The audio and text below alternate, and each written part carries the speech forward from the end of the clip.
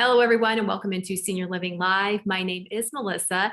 We thank you for watching. And for those of you joining us via podcast, we thank you for finding us.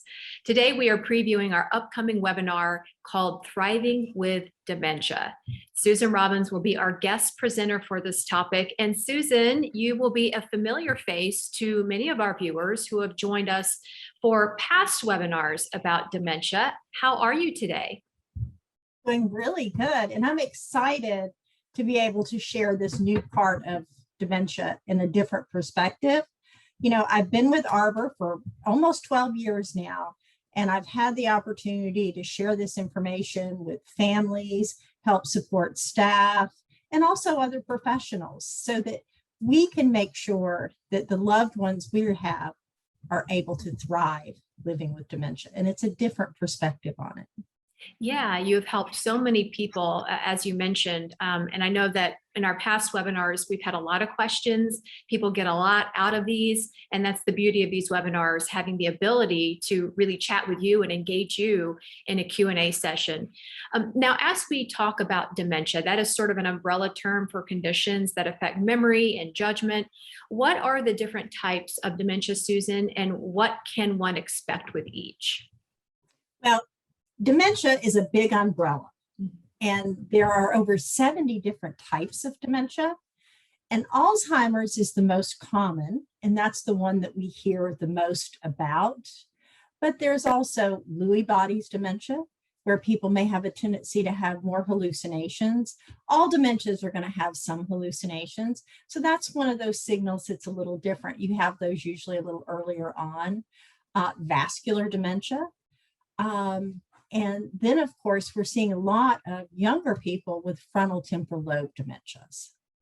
So it's vast age groups that we don't even realize. And sometimes those early warning signs, you don't look at them that way when younger people are having it and experiencing dementia symptoms.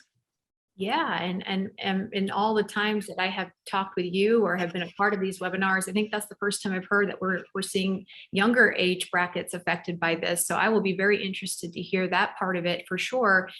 So when you talk about that and things that are telltale signs that would lead us to maybe go to the doctor, to prompt us to see a physician, what are those signs? What should we be looking for to go determine a possible diagnosis?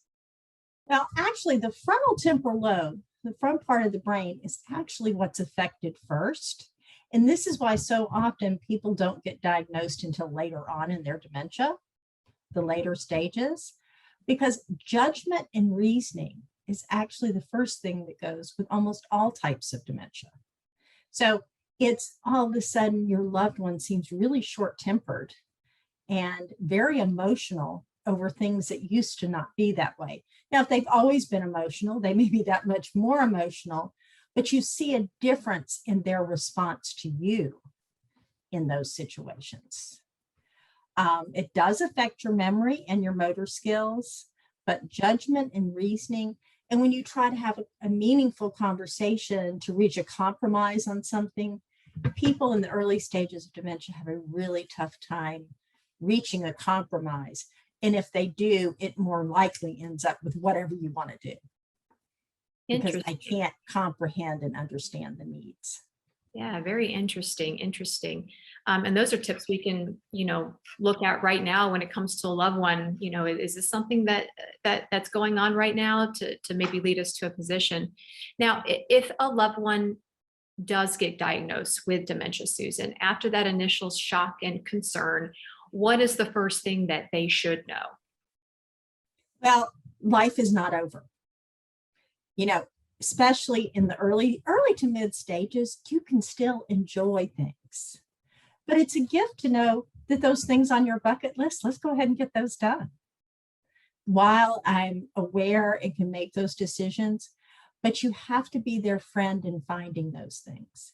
And they may pop up with things that you never knew.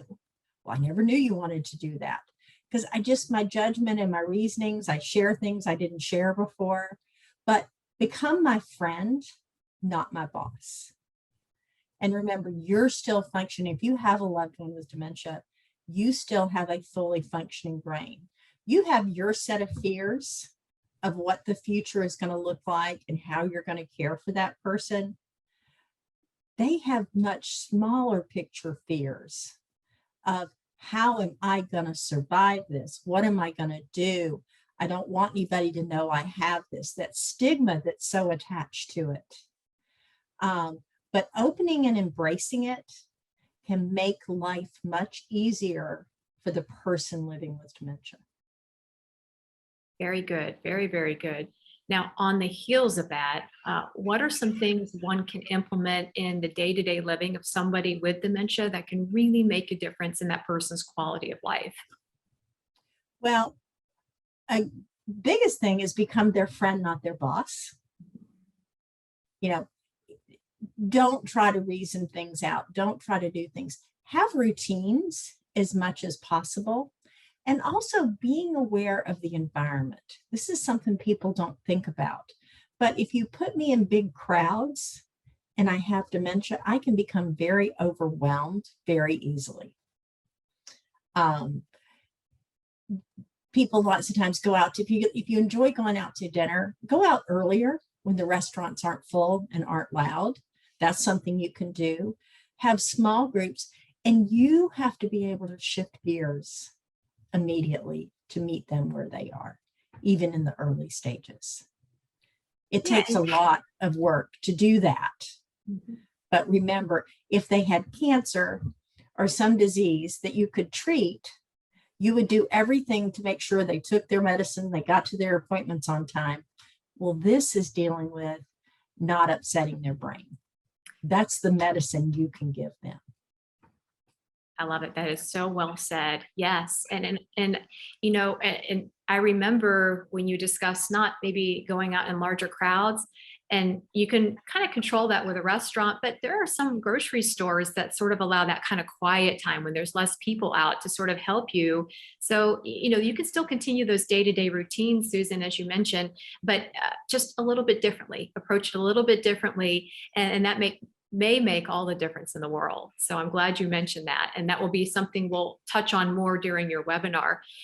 Finally, what are some resources you can recommend to someone watching as viewers wait for your webinar November 30th? Well, there's a wonderful organization called DAA, and they have a website.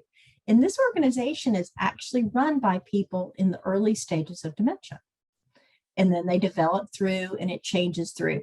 So this is an organization that only provides support for both the loved one, the person living with dementia, and their family members. So it's dual purpose in one location. The other thing too is reach out to an Arbor community in your neighborhood. All the Arbor team is trained with dementia and have the skills to help you start making those decisions that you may or may not need to make, but the resources to understand how somebody's dementia is going to progress is out there as well. Excellent. Well, Susan, awesome information already for this quick preview. We hope people, when they have the time off, maybe this week upcoming for the Thanksgiving holiday, that they watch it and they start to sign up and RSVP for this webinar. It is all about thriving with dementia. The date, November 30th. It will be at noon Eastern time. Susan, we look forward to seeing you again then. Thank you. I look forward to it.